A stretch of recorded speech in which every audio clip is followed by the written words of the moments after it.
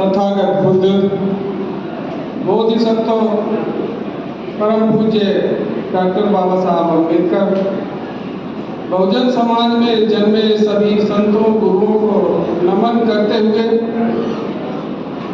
133वीं जन्म जयंती बाबा साहब की इस उपलक्ष्य में सभी को मैं उनके जन्मदिन की हार्दिक बधाई देता हूँ।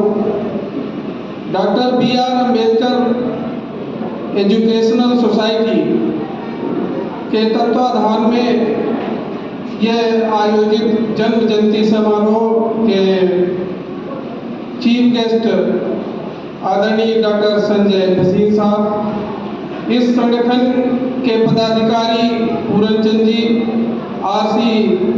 बौद्ध जी, श्रीमती प्रेमलता जी, जोगिंदर पाल जी, G.L. थापा साहब, M.R. मल्होत्रा जी, गगन ज्योति, मनोज कुमार जी जो संचालन कर रहे हैं, कुलदीप जी, SG/SP भदौरिया साहब, पूरे जम्मू और दूर दराज से आए मेरे परम सम्मानित ये बुजुर्ग नौजवान साथियों, ये खूबसूरत चेहरे, माताएं, बहनें, छोटे बच्चे, इस खुशी के अवसर पर मैं सबको हार्दिक बधाई देता हूँ बाबा साहब के जन्मदिन की। सबको मेरा जय भीम, नमो बुद्धाय।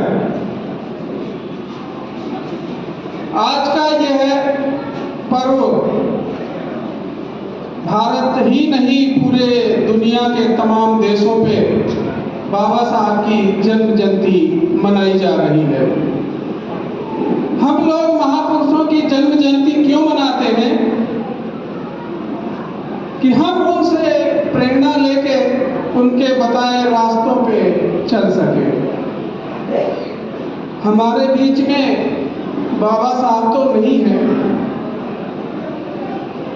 बाबा साहब अपने आंदोलनों में, अपने विचारों में आज भी जिंदा है। बाबा साहब अपने बच्चों का बलिदान किया, पूरा जिंदगी उन्होंने इस दबे कुचले वंचित समाज को उठाने के लिए पूरा जीवन समर्पित किया।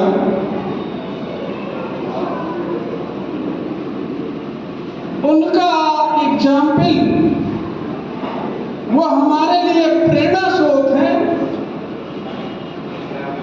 आज जो कुछ भी हम हैं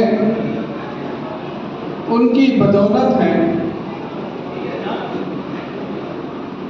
हमारे कपड़ों का रंग सफेद हुआ है,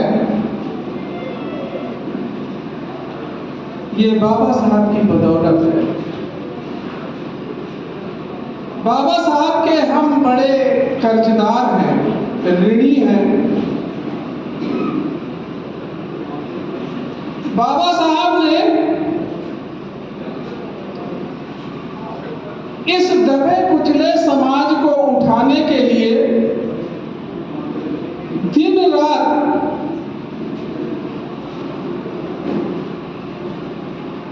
एक कर दिया।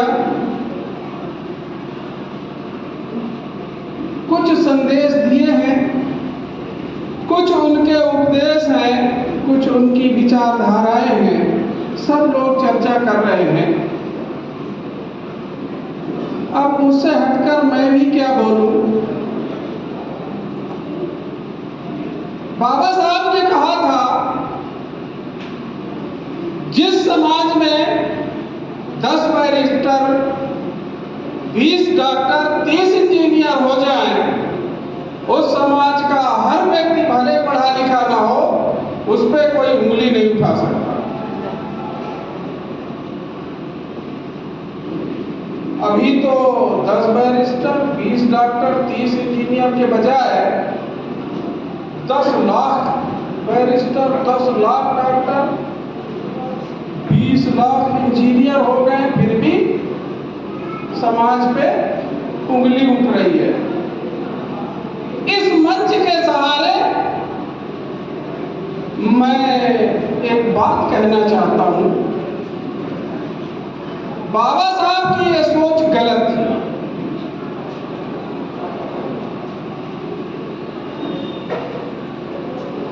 ये बाबा साहब गलत सोचते थे।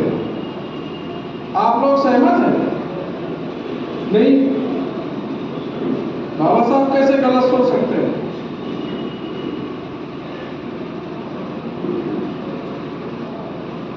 या वो लोग गलत निकले जिन पे बाबा साहब ने भरोसा किया।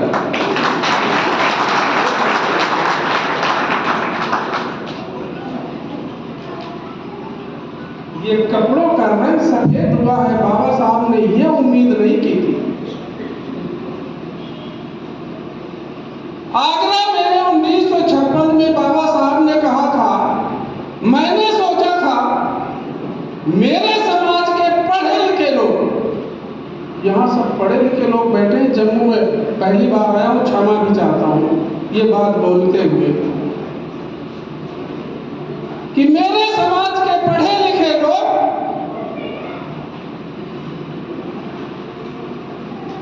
इस समाज को आगे ले जाने का काम करेंगे। लेकिन मैं देखता हूं कि मेरे इर्द गिर्द क्लर्कों की एक भीड़ पैदा हो गई है जो अपना पेट पालने में लगी है, जो अपना पेट पालने में लगी है।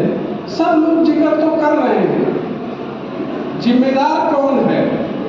ये भी बाबा साहब को अंतिम समय में एहसास हो गया था और इसीलिए कहा था कि मेरे समाज के लोग ये कारवां जिसको बड़ी मुश्किल और मुसीबत से मैं यहां तक ले आया हूं, इसे अगर आगे ना ले जा सके तो इसे यहीं रहने दें।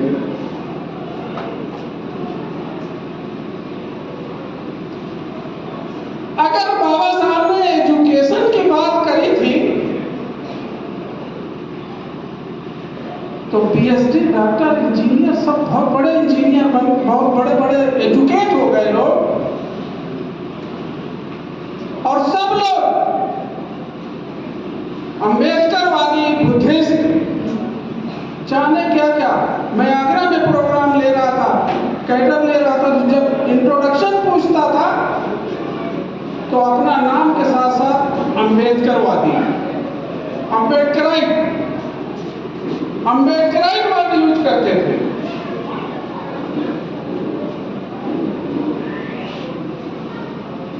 इतना सब हो जाने के बाद भी आज समाज पे उंगली उठ रही है। बाबा साहब ने यह भी कहा था, write on your wall, you are the ruler of this land. अपनी दीवारों पे लिख लो, तुम इस देश के शासक कर्ता जमात हो। उस समय तो हमारे लोगों के पास दीवारें भी नहीं थी जब ये बाबा साहब ने कहा था। क्यों ये कहा था? आज तो हमारे पास बड़े बड़े बंगले, आलीशान मकान। किसने लिखा है? किसने अपनी दीवारों पर लिखा? किस अम्बेडकराइट ने अपने दीवार पर यह लिखा या उनकी इस बात को माना?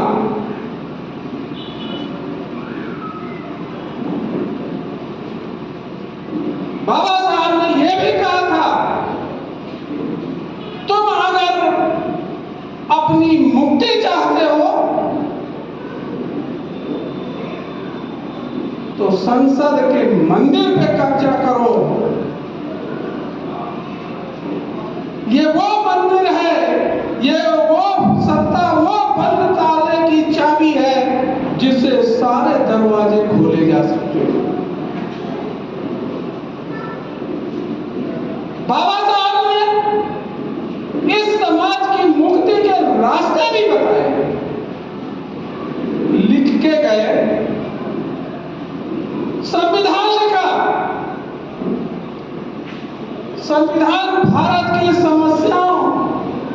के समाधान का ब्लूप्रिंट है।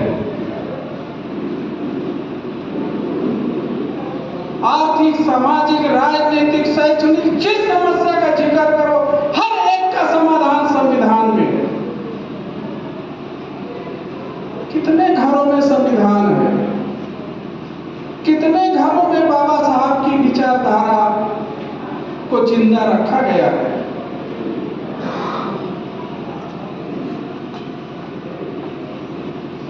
एजुकेट, ऑर्गेनाइज, एजिटेट की बात सीख ली।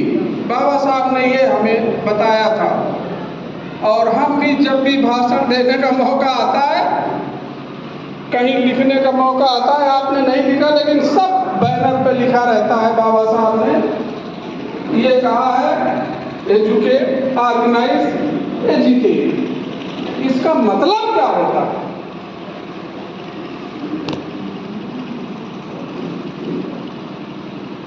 एजुकेट, एजुकेट का मतलब अगर यही है कि 10 डॉक्टर, 20 इंजीनियर, 30 बैरिस्टर, तो एजुकेट तो बहुत हो गए। आज इस जम्मू की धरती पे इन प्रबुद्ध लोगों को मेरा निवेदन है, इन बाबा साहब की बातों को, इन विचारों को गंभीरता से सुने। निवेदन है। एजुकेट का मतलब होता है विचार करना।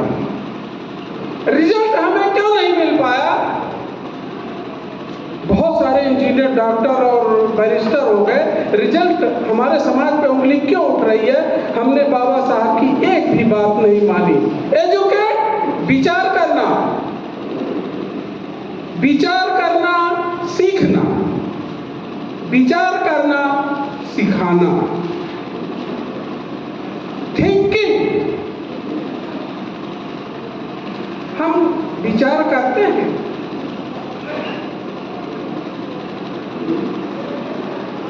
Educate, learn, teach, learn, teach and thinking skill. जिस समाज की युवा पीढ़ी सोच विचार में प्रवीण नहीं होती, वो समाज किसी राष्ट्र के शासन प्रशासन की सम्मानित भागीदारी का पात्र नहीं हो सकता।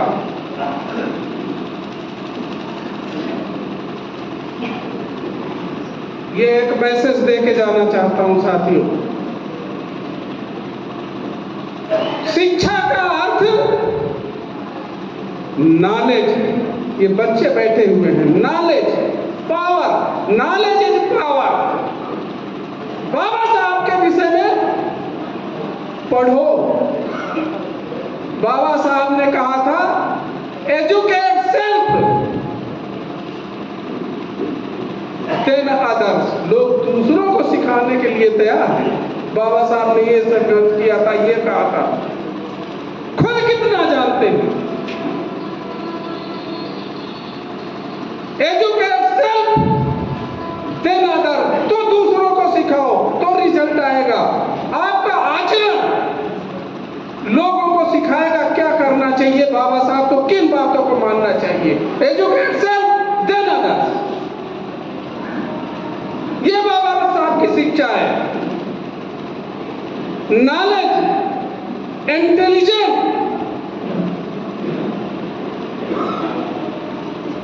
And thinking skill. शॉर्ट में इस पे बहुत बोल सकता हूं मैं। एजिटेट, एजिटेशन का हिंदी में लिखा होता है संघर्ष। दुनिया की किसी डिक्शनरी में, ये बच्चे पढ़े लिखे हैं, एजिटेट का मतलब स्ट्रगल या संघर्ष नहीं है। गलत लोगों ने पढ़ा, गलत लोगों ने सोचा बाबा साहब को इसलिए बाबा साहब के विचार आगे नहीं बढ़ पाए। जब तक एजिटेट का मतलब उथल पुथल, प्रोवोकेट जागरूक करना, लोगों को आंदोलन की तरफ प्रेरित करना। लोग आंदोलित क्यों होंगे? आपके कहने से कोई आंदोलन में हिस्सा क्यों लेगा? जो बाबा साहब आप सोचते हो कि बाबा साहब के आंदोलन को बढ़ाओ, क्यों बढ़ाए भाई? क्यों एजिटेशन करेगा कोई? क्यों एजिटेशन में भाग लेगा? क्यों आंदोलित होगा लोग? जब तक कोई पॉसिबिलिटी नहीं दिखती।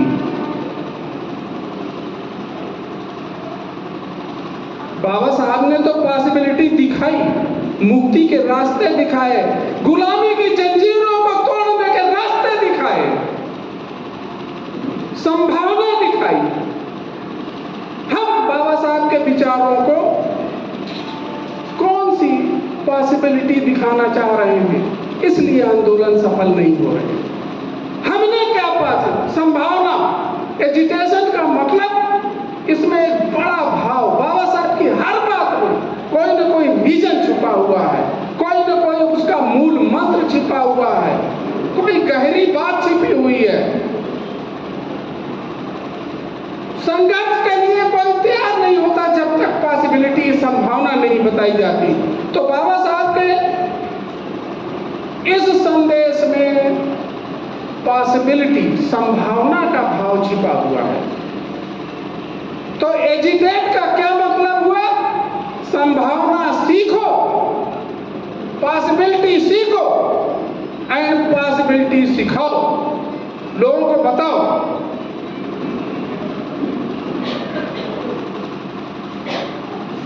एजिटेशन बंदूक, गोली, तलवार चलाने का नहीं है।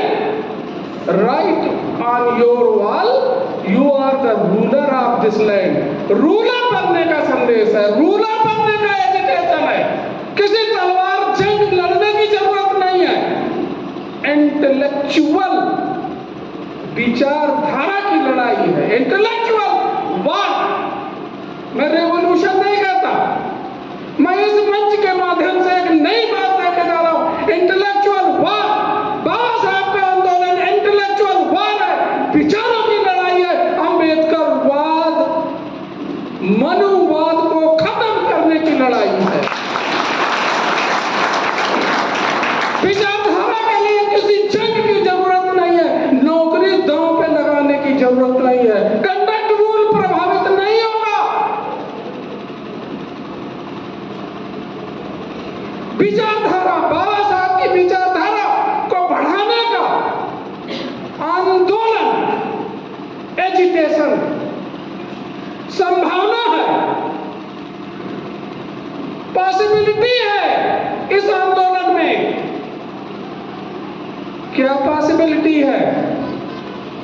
क्या पॉसिबिलिटी है?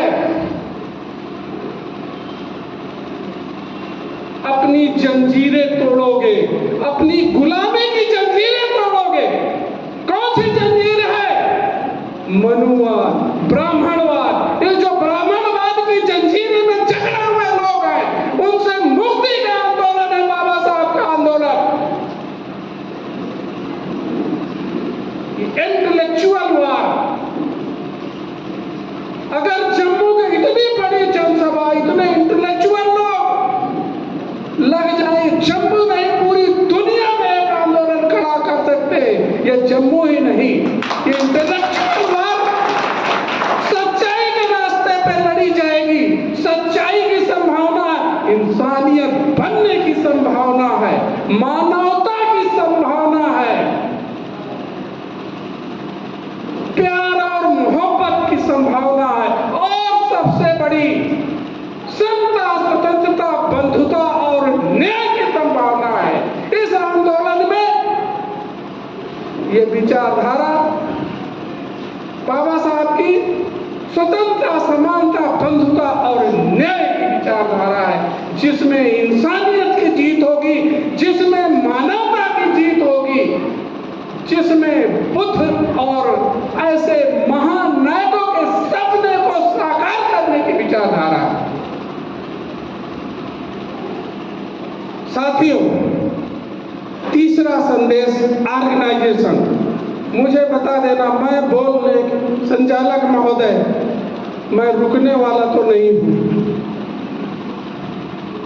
मुझे बोलने के लिए बहुत समय चाहिए, मगर मैं मर्यादा का पालन करूंगा। उतनी ही बात कह के जाऊंगा जितनी जरूरी है। तीसरी बात ऑर्गेनाइजेशन की है, मगर थोड़ा सा समय दे दो, इतनी दूर से आया हूं। अगर कोई गलत बात कहूं तो मुझे टोक देना। मैं कुछ बता के जाना चाहता हूं। इस जम्मू में मैं बहुत शुक्रगुजार हूं डॉक्टर भसीन साहब का। एक नए आदमी को, मैं आपकी सभ्यता से परिचित नहीं हूं, लेकिन ये विचारधारा, ये बाबा साहब, मुझे लग रहा है आप सब लोग अपने हैं। ये बाबा साहब की विचारधारा का परिणाम है। मैं कहाँ जन्मा, कहाँ फला, कहाँ बड़ा। भसीन साहब और ये सारे जितने लोग, आप सब लोग बैठे हुए, लगता है मेरे परिवार के सदस्य हैं। तीसरी बात ऑर्गेनाइजेशन। ऑर्गेनाइजेशन का क्या मतलब है? हर एक बिंदु पे बड़ी सोच। बाबा साहब को पढ़ने के बाद एजुकेट सेल्फ देन अदर, तब समझ में आती है कि बाबा साहब ने ये सेंटेंस क्यों दिया था, क्यों बोला था। ऑर्गेनाइजेशन, सब लोग संगठन की बात करते, सब लोग संगठित रहो, ये बिल्डिंग बन जाएगी, अंबेडकर भवन बन जाएगा, सब कुछ हो जाएगा, सब हो जाएगा। भाई भाई में लड़ाई है, हर घर में है कि नहीं है? भाई भाई में लड़ाई है और लोग संगठन की बात कर रहे हैं। बाबा साहब को पढ़ने की जरूरत है कि नहीं? एजुकेट होने की जरूरत है कि नहीं? प्रेम, मोहब्बत, समता, स्वतंत्रता, भाईचारा, प्यार मोहब्बत की बात है। प्यार मोहब्बत तो पहले सीख लो, तभी तो ऑर्गेनाइजेशन की बात करोगे, तभी तो जुड़ने की बात करोगे, तभी तो इंसानियत की बात करोगे, भाईचारे की बात करोगे। ऑर्गेनाइजेशन का मतलब संगठित बनो, संगठित करो। इस संदेश का अर्थ साधारण नहीं है जैसा कि लोग बोल देते हैं, संगठित रहो। क्योंकि अभी बात हो रही थी, ये जो शूद्र समाज है, जिसके लिए बाबा साहब ने अपनी कुर्बानी दी है, आज बाबा साहब को किन शब्दों में, कहां से अपना कलेजा उखाड़ के रखते, किन शब्दों में उनका बखान किया जाए। कुछ भी नहीं है, कुछ भी नहीं है। एक जो समाज 6743 जातियों में बटा हुआ समाज, उसको जोड़ने की बात बाबा साहब ने कही थी, उसको संगठित करने की बात बाबा साहब ने कही थी। संगठित रहो। हजारों जातियों में बिखरा हुआ समाज, जातियों ही नहीं, उपजातियों में, उसकी सब कास्ट की। चमार की कितनी जाति पता है? 112। मेरे पास रिकॉर्ड है, मैं बता सकता हूं। चमार की ही खाली 112 जातियां हैं, मेरे पास इसका रिकॉर्ड है। जातियों और उपजातियों में बटे हुए समाज को संगठित करना इतना आसान काम है? ये आसान इतना संदेश है जिसको आप बड़ी आसानी से कह देते हैं, संगठित रहो।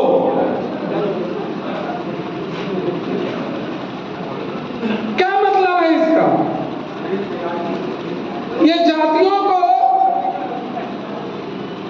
जोड़ना, जातियों को खत्म करना, और जाति रोज बढ़ती चली जा रही है। जाति है कि जाति नहीं है, आ ही रही है, चली आ रही है। जिसको जाना चाहिए वो आ रही है। जाति है कि जाति नहीं है। और सबको महसूस करो आप लोग, वो लोग भी छोड़ने को तैयार नहीं है जो इसके शिकार हैं। जातिवाद के जो लोग शिकार हैं, जातिवाद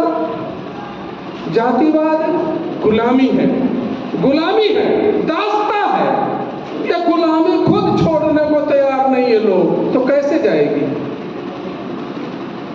जाति छोड़ने के लिए किसको दोष दे रहे हैं, किसको पानी पी पी के गाली दे रहे हैं? सब ब्राह्मण को कि साला इसने जाति बनाई है, यही जाति तोड़े। He is the beneficiary of the system। इस व्यवस्था का वो लाभकारी है, उसको लाभ मिल रहा है, वो क्यों चाहेगा ये जाति व्यवस्था खत्म हो? जाति व्यवस्था किसको तोड़ना है? विक्टिम ऑफ द सिस्टम, जो इसका शिकार है, जो इसका गुलाम है, वो जाति नहीं तोड़ रहा। रोज जाति के नाम पर एक संगठन खड़ा हो जाता है, अखिल भारतीय अंबेडकर महासभा। अखिल भारतीय, एक आदमी Akhil Bharatiya all India level के 10-10 संगठन अपनी जेब में लेके घूम रहा है। मैं सही कह रहा हूं कि गलत? 10 लाख से ज्यादा संगठन बन गए बाबा साहब के नाम पे। बाबा साहब के टुकड़े कर दिए हैं लोगों ने, 10 लाख टुकड़े बाबा साहब के हो गए। अम्बेडकरवादी बन रहे हैं, 14 अप्रैल बाबा साहब का जन्मदिन मनाने आते हैं। लानत है ऐसे अम्बेडकरवादियों को, नाम नहीं लेना चाहिए ऐसे अम्बेडकरवादियों को, बाबा साहब का नाम नहीं लेना चाहिए। ऐसे संगठन बना के घूम रहे हैं और ऑर्गेनाइजेशन की बात कर रहे हैं। कोई मूंछों में ताव लगा के घूम रहा है अम्बेडकरवादी। सब हंस रहे हैं, मेरी बात समझ रहे हैं। ऐसे मैं एक नाम नहीं लूंगा, और लोग उनके पीछे पीछे घूम रहे हैं, हुजूम है उनके साथ में, और अम्बेडकरवादी बन रहे हैं, एजुकेशन की बात कर रहे हैं, एजुटेशन की बात कर रहे हैं, ऑर्गेनाइजेशन की बात कर रहे हैं। बहुजन समाज को पुनर्गठित करना, संगठित करना, यह है ऑर्गेनाइजेशन। तरीका क्या है? अभी सर कह रहे थे कि बहुत सारी नदियों का पानी जब एक जगह गिरता है तो समुद्र बन जाता है, वहां पहचान नहीं सकते कि किस नदी का पानी है। ये प्रयास किया गया है आपके जम्मू में। मुझे मालूम है एक महानायक ने बड़ा आंदोलन चलाया, इन जातियों को खत्म करने का एक आंदोलन चलाया, उसका नाम था बहुजन। बहुजन अगर ये जातियां, इन जातियों को तोड़कर इनको इकट्ठा करने का आंदोलन था बहुजन आंदोलन, बहुजन मूवमेंट। और उस मूवमेंट को आप सब लोगों ने बहुत जोर से बढ़ाया। 4 मेरे कासिम साहब अभी मुझे बता रहे थे, 4 एमएलए इस जम्मू ने दिया। वो बहुजन समाज को, इन जातियों में बिखरे समाज को जोड़ने का मूवमेंट है। जब आप बहुजन की बात करते हैं तो एक बड़े वर्ग की बात कर रहे हैं, क्लास की बात कर रहे हैं, कास्ट की नहीं। मास का आंदोलन क्या है? Class struggle. 2 क्लास होते हैं, हैव्स और हैव्स नॉट, एक पूंजीपति और एक मजदूर, इन दोनों का संगठन है। मार्क्स यहाँ भी फैला, उसने कहा कि यहाँ हम क्रांति ला देंगे। बाबा साहब ने कहा नहीं, यहाँ पर क्लास नहीं है, यहाँ पर कास्ट है। कितनी कास्ट है? 1 2 3 4 5 6 7 8 9 100 200 500 नहीं, 6743। और वो सब अपने को एक दूसरे से श्रेष्ठ समझती हैं। यहाँ मार्क्स सफल नहीं हो सकता। क्लास नहीं है। क्लास बनाने का आंदोलन बाबा साहब ने चलाया। 6743 कास्ट को SC SC ST OBC 3 class में बना दिया। 3 क्लास बना दिए।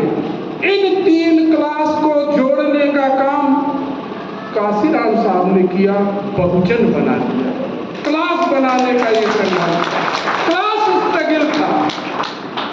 ये बहुजन समाज अगर जुड़ जाता तो जो बाबा साहब की बात थी, write on your wall, you are the ruler of this land, ये पूरी हो जाती। रूलर कौन हो सकता है? इंटेलेक्चुअल, जो पढ़ा लिखा वर्ग है। रूलर किस, रूलर का मतलब ये रूल है, ये रूल है। सपोज ये रूल है,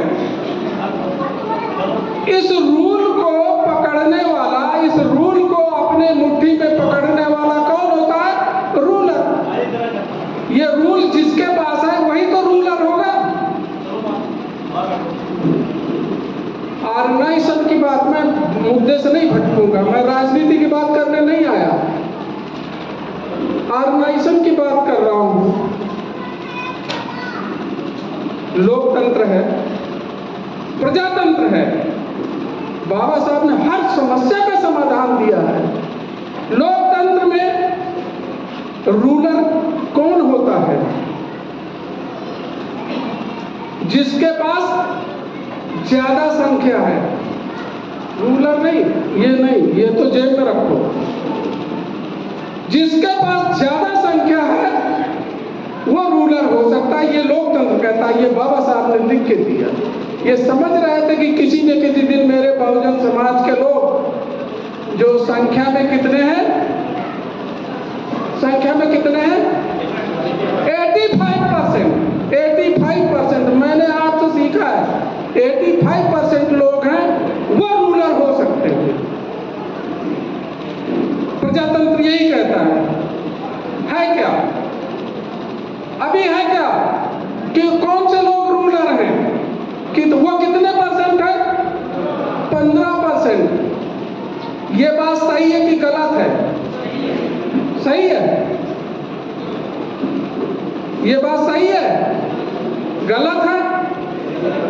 तो फिर हम अम्बेडकरवादी क्यों बन रहे? फिर 14 अप्रैल क्यों मनाने आए हो आप लोग? अगर इतनी सी बात नहीं समझ में आ रही बाबा साहब की, ऑर्गेनाइजेशन की, एजिटेट और ऑर्गेनाइज, क्यों मना रहे हैं 14 अप्रैल? क्यों मना रहे हैं बाबा साहब की जयंती? लानत है ऐसे पढ़े लिखे लोगों की। ये कोट टाई पहनने पे मुझे शर्म आती है। 85% पे 15% शासन कर रहे हैं। सारी मुसीबतों का कारण यही है। अभी सर अभी गए थे तो बात कर रहे थे, प्रमोशन में आरक्षण खत्म। हाई कोर्ट, सुप्रीम कोर्ट से जीत के आ गए, उसको इम्प्लीमेंट नहीं कर रहे। धारा 377 का वो देके कि यहाँ तो धारा 370 लग गई है, ये नहीं हो सकता। ये हो सकता है। कब हो सकता है? ये इसलिए नहीं हो रहा कि 85% के लोग जो जाति नहीं छोड़ना चाहते, उससे मुक्त नहीं होना चाहते, जो गुलामी नहीं छोड़ना चाहते, जो बाबा साहब की बात नहीं मानते, वो 15% को रूलर बनाए बैठे हैं, जो गारंटी की बात कर रहे हैं, जो झूठ बोल रहे हैं, जो धोखा दे रहे हैं। वो बात नहीं समझ में आ रही तो बाबा साहब की बात कहाँ से समझ में आएगी? कहाँ से एजुकेट, ऑर्गेनाइज और एजिटेशन की बात समझ में आएगी? समय कम करो, बस थोड़ी सी देर में 5 मिनट का समय और चाहिए।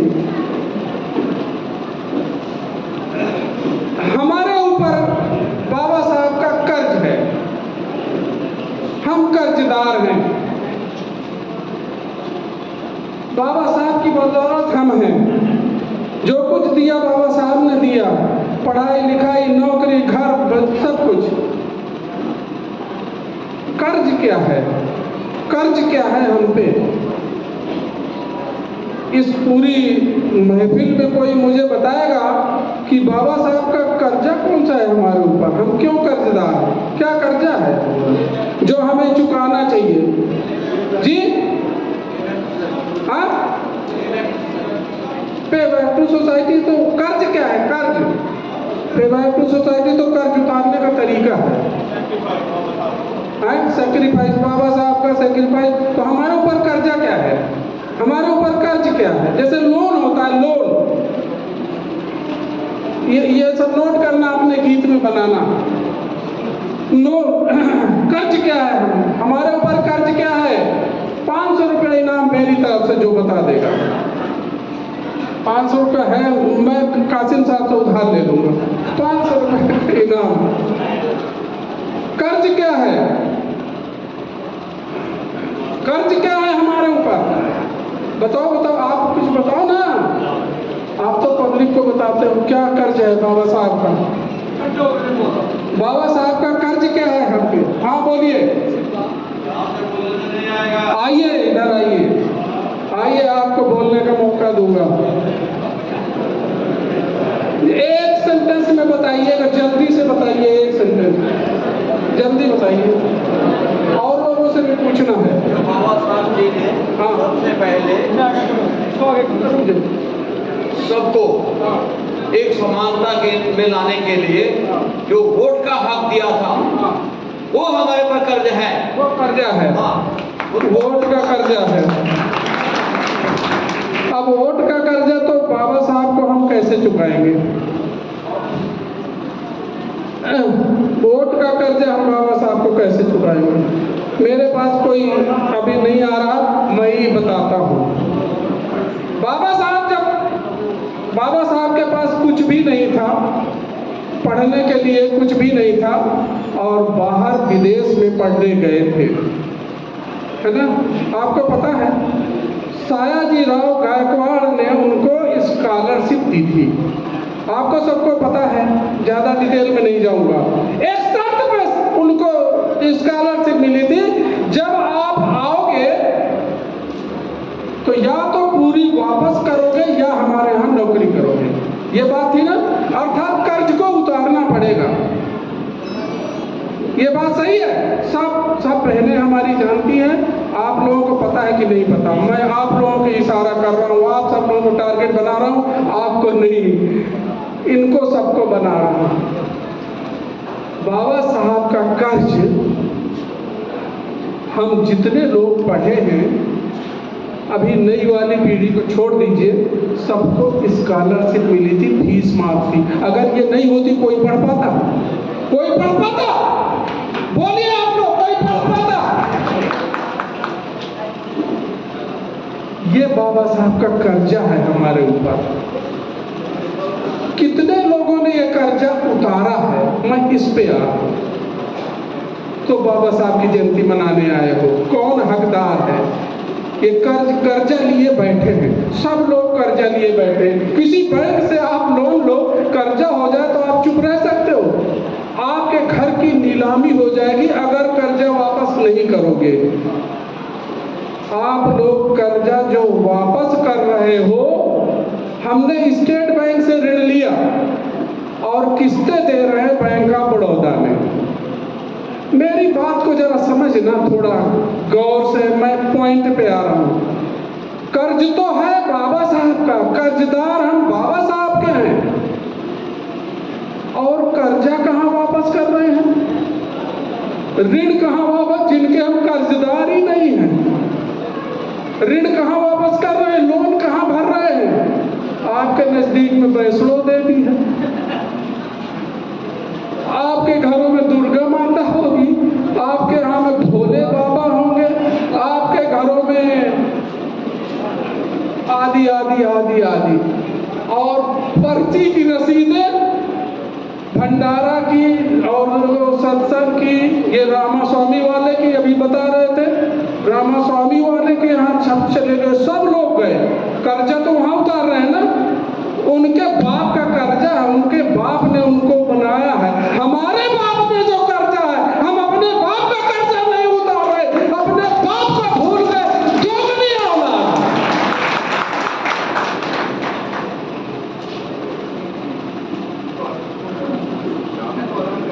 ये माताओं बहनों के लिए एक बात, क्योंकि माताएं बहनें भी इसमें लग रही, दो नहीं हो सकता, दोगलापन नहीं हो सकता। या तो बाबा साहब को लेके चलो,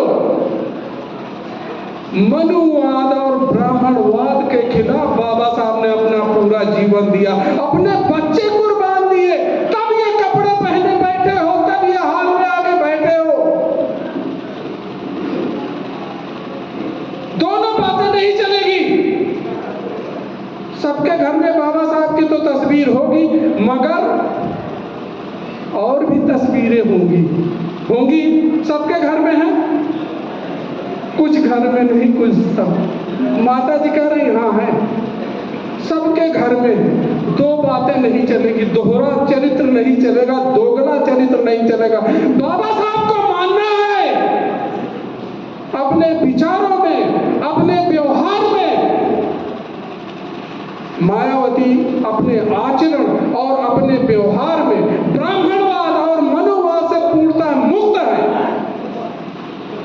काशीराम साहब अपने आचरण और विचार में पूर्ण रूप से ब्राह्मणवाद और मनुवाद से मुक्त हो चुके थे। डॉक्टर अंबेडकर की विचारधारा लागू तभी होगी, दोहरा व्यवहार नहीं चलेगा। एक अंधा था और उसकी पत्नी भी अंधी थी, दोनों भीख मांगने जाते थे और शाम को आते थे तो वो अंधी एक वहीं चूल्हा था, पुराना सा घर था, वहीं रोटी बनाती थी और वो फिर खाना खाते थे। थोड़े दिनों के बाद एक बिल्ली उनके घर में आ गई, वो रोटी बना के टोकरी में रख रही थी, बिल्ली उठा ले जाती, सब रोटियां खा जाती। उसके बाद ढूंढती, रोटी नहीं, बड़ा परेशान। फिर किसी ने बताया उसे कि तुम्हारे घर एक बिल्ली आती है, वो रोटियां खा जाती है। उसने क्या किया, एक डंडा को उसको बांस को फाड़ दो तो फट बोलता है, फटका क्या बोलते हैं आप लोग, जो बोलते हैं समझ लो, देखे होंगे। तो घर के दरवाजे पर बैठ जाता अंधा और फट करता रहता जब तक वो रोटी बनाती है। जब तक वो रोटी बनाती वो फटके से करता रहता, बिल्ली नहीं आती डर की वजह से और रोटी बच जाती। धीरे धीरे उनके एक संतान हुई, संतान को पढ़ाया लिखाया, उसकी नौकरी लग गई कहीं, उसकी शादी हुई, उसकी पत्नी पढ़ी लिखी थी, पढ़ा लिखा लड़का था, पत्नी भी पढ़ी लिखी आ गई। माताएं आप लोगों के लिए, मैं बहनों आप लोगों के लिए ये कहानी सुना रहा हूँ, सच्ची कहानी है। उसकी पत्नी जब आई तो उसने कहा अब ये बहू खाना बनाएगी। वो बैठ के खाना बनाने लगी तब उसका लड़का दौड़ा आया और वो फटका लेके बैठ गया और वो फट करता रहा। एक दिन, 2 दिन, 3 दिन, उसकी बहू को नहीं समझ में आया ये क्या मामला है, ये क्यों बजाता है। तो उसने पूछा ये तो फटका क्यों बजाता है ये क्यों फटका बजाता है, ये ऐसा क्यों करता है। तो मेरे यहाँ ये परंपरा चली आ रही, मेरे बाप दादा करते आए हैं, इसलिए मैं ये फटका। तो तेरे बाप दादा अंधे थे, तेरी आंख तो खुल गई है, तू तो अंधा नहीं है। वो अंधे थे इसलिए फटका बजाते थे। साथियों, बाबा साहब ने आपकी आंखें खोली हैं, इसलिए नहीं खोली कि आप भी वो फटका बजाते रहो। निकालो बहनों, जो तुम्हारी दास्ता की बेड़ियां, जो तुम्हारी गुलामी का प्रतीक है, अगर बाबा साहब को मानते हो, बाबा साहब की बात मानते हो, अंबेडकर को फॉलो करते हो, वो दोगला चरित्र छोड़ो, उनको भूमिका लो। मैं बहुत शुक्रगुजार हूँ, आप सब लोगों ने मेरी बातें सुनी, मैं शुक्रगुजार हूँ इस पूरी कमेटी का। मैं शुक्रगुजार हूँ डॉक्टर वसीम साहब का। मैं कहाँ रहता हूँ, कहाँ से उन्होंने बुलाया मुझे, आप लोगों से मिलके मुझे इतनी खुशी हो रही है।